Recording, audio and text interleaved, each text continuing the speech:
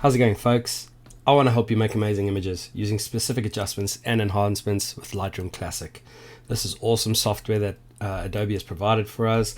I want to help you make images that stand out in the very busy and congested photography crowd that we find ourselves in.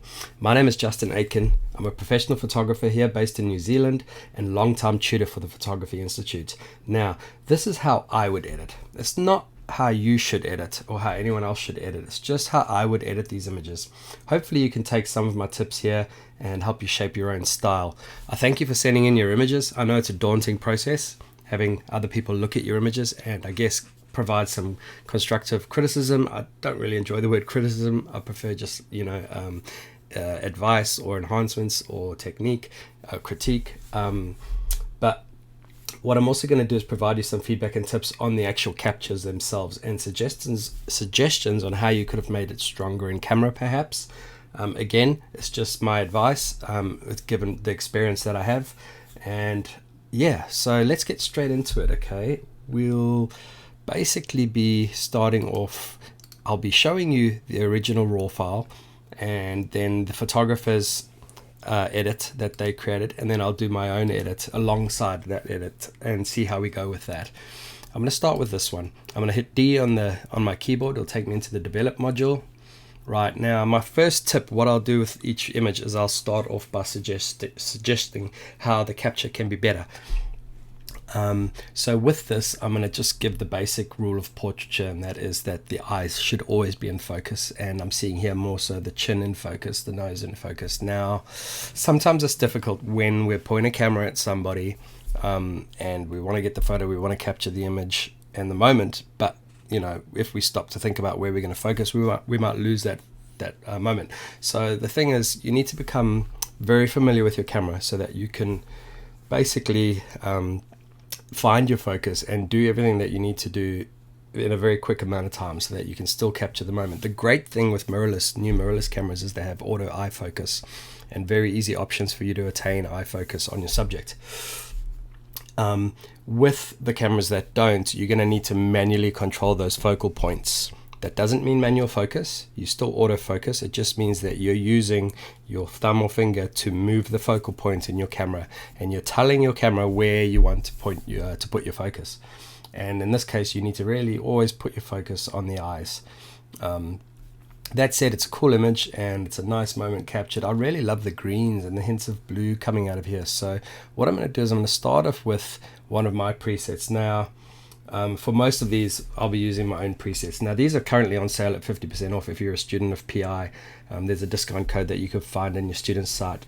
These presets work relatively well with most different RAW files.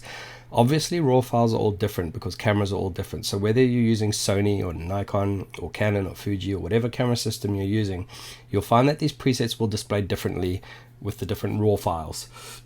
Now, the reason for this is because the different cameras have various different raw formats, and the images are created on different sensors, and so getting them exactly the same as each other would be quite a tedious and almost impossible task. And obviously throw the fact in that light is always different and seasons are different and conditions are different, so you know there's a lot that's at play, and I guess eventually you become quite good at keeping your images consistent because the camera you're using is going to be the same one, hopefully, most of the time.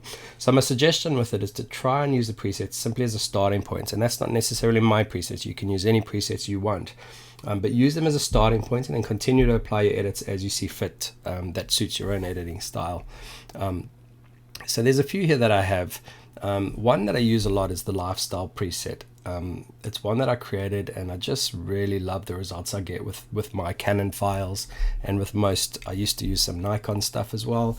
With the Nikon, they really do, you know, have a lovely contrast and lovely control of colors. With this one, I'm probably going to just stick with this one because I like the lifestyle too, because I like the way it's sort of bringing out the shadows here in the cheek. It has thrown a bit of a cold sort of cast onto the image, so I might just slide that up a little. I always sort of choose like an even number, so if you could click on this area and put in 5200 in your keyboard and hit enter, and that will change that. Now, if you hit Y on your keyboard, you'll see the before and after, and you'll see what's happened with this preset is, unfortunately, I've lost a bit of the detail and it's crushed a bit of the blacks. So I'll hit Y again to go back, and what I can do is just push the shadows a little, which seems to be pushing out the shadows in the whole image. Now a lot of the time you're going to go as you go, you're not always going to know what you're going to get. Experience is going to help you, sure, but you're not always going to know what you're going to get. So I don't really like the way it's pushing out all the shadows, and it's not actually giving me much recovery in the eye. So I'm going to take that back down. If you hit Control Z on a PC or Command Z on your keyboard of an Apple, it'll take you back, it'll undo. So what I'm going to do is I'm going to go to my adjustment brush over here. You can hit K on your keyboard, the same thing, and I'm going to create a new layer mask, and I'm just going to paint that area there. Now if you want to get rid of that little red area, you can simply hit O on your keyboard. Now I often hit O on my keyboard so that I can see what I'm doing, and if you go down here to your controls, you can then apply a shadow recovery for just that area. And I'm just doing this very quickly and very subtly. I mean, obviously if I did this too much, you can see that starts to look a little bit odd and unnatural, so we're not going to do that. We're just going to push this just a little because I just want a little bit of light in that eye, just to take it back to how it was in the original. You can hit K on my keyboard and that'll take away the mask.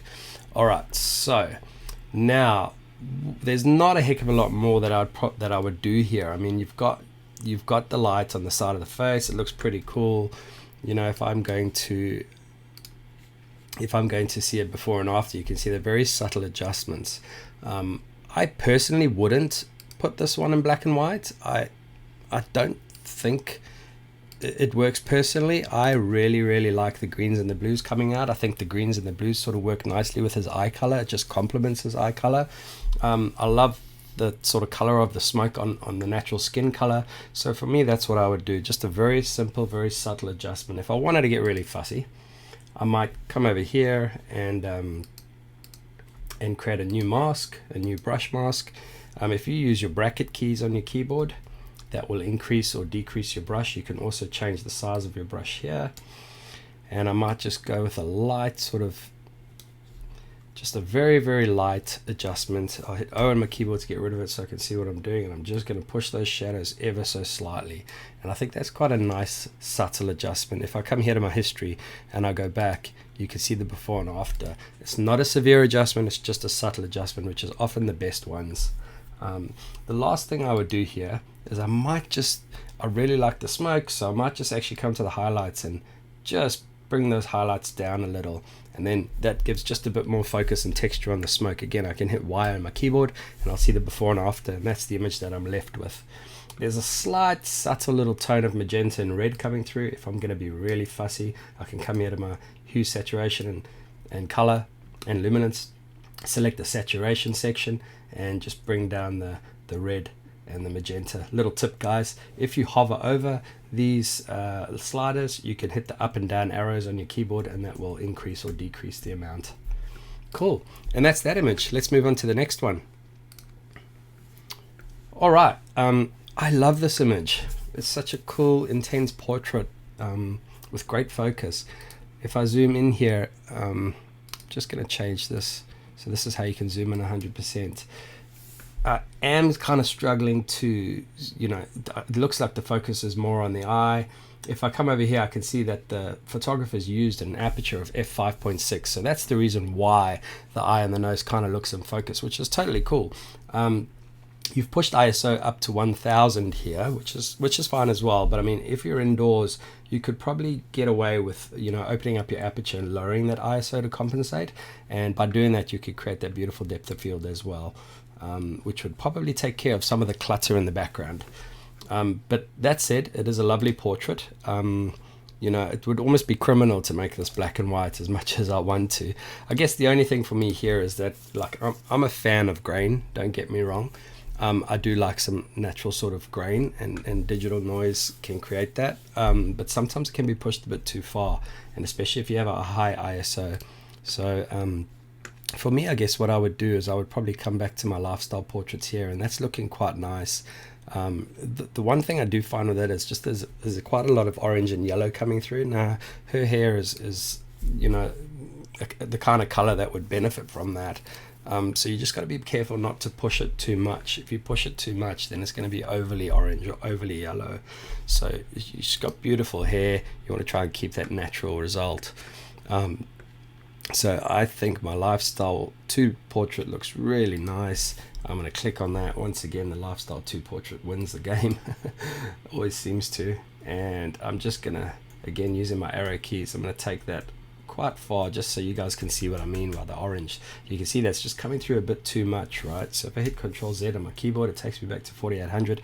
I think a subtle sort of nice landing point is around 5000. Now again, it's a very simple adjustment, but you just take a look at the before and after there and you'll see it's a significant adjustment. All right, so what I want to do with this, I'm just going to play around with the crop. Okay, now if I hit R on the keyboard, it will bring up my crop tool. Now, the reason why I want to play around with the crop is because I do find the background quite cluttery and distracting, but I can see from experience that the eyes would sit nicer if they were sitting in the top third in the line, using the rule of thirds. So I might just I like the balance in the image, so I might just come in a little bit, and now we're getting quite close to the head. Now, I'm not really a fan of chopping off the heads, and I'm going to crop it like that just to show you. I often feel like, if you're going to crop off the head, that's fine, but you just got to make sure you leave enough space for framing. When you frame an image, you lose a few millimeters, and I know that most people don't frame images nowadays, but it's always good to think about it.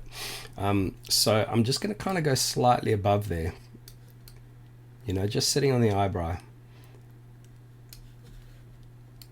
I might even just see, this is where it can get fun, because you can get experimental.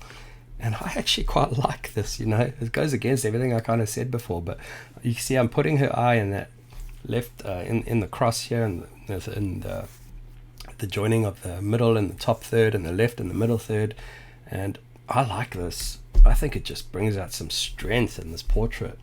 I really do like it. The last thing I would do here is just a subtle adjustment on the eyes. Now, one thing I want to just point out, I'm not big on brightening the eyes and making teeth white. I don't really do that in my work because teeth aren't white. But sometimes eyes just need a little bit of light in them, and that can be achieved by adding a subtle adjustment brush. Use my bracket key again on the keyboard. Just a subtle adjustment brush, edit, just over there. You don't really want to go over the whites too much, because I don't want to make the whites unusually white. I just want to bring out this beautiful natural color that this girl has in her eyes. I'm going to hit O on my keyboard to get rid of that, and I'm just going to push that exposure just a little bit. So that's 0.5. I might even just chuck a little bit of shadow in there. Right, I'm happy with that. I'm going to go back there, and I'm going to show you guys the difference, right? So that was the before, and that's the after. Now these eyes now just pop out at me, and really I think by doing this, we can appreciate the color of the beautiful natural color of this girl's eyes. All right, that's that image for me. Thanks, guys. So look, lovely result, it really was. But I just feel that my edit there is possibly, it's very subtle, but it addresses my edit addresses the things that really do feel like they are important for me.